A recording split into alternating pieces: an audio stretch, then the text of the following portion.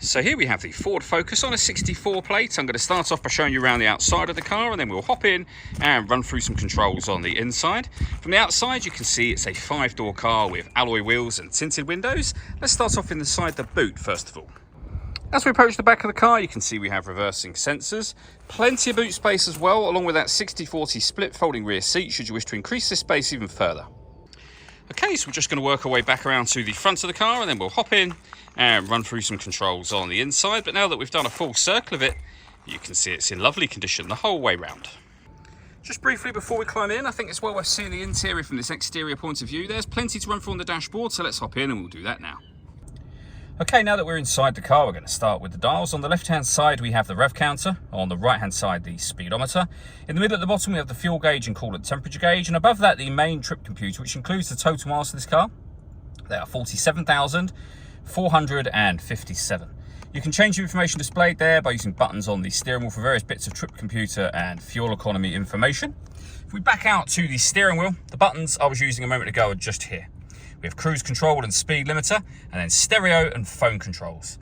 The phone controls can only be used after you pair the phone to the car, which is done by pressing the phone button here and then following the instructions on screen. We are not going to pair a phone at this moment in time, of course. When it comes to the radio, you'll see that we have FM.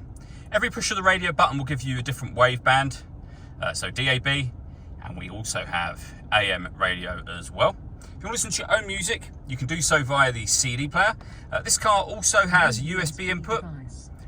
It, on top of that, has auxiliary input, which is the line in section there, and BT stands for Bluetooth, so Bluetooth audio, meaning you can stream your music wirelessly as well as making and receiving phone calls.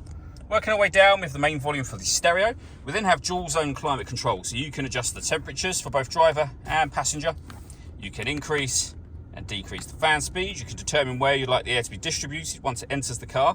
The air conditioning is on at the minute, that's off, back on again, or hit auto. If you do so, the car will maintain the temperatures that you asked for by taking control of the fan speed, which you can hear it doing, and the direction of the air as well. To override that, just make any manual adjustment and it'll allow you to put it back on your own settings. You'll see auto has now gone off. We have a heated rear screen, heated front screen. We can turn off the stop and start. This car is designed to cut out when it's stationary in traffic to save you fuel. The system is off when that light shows.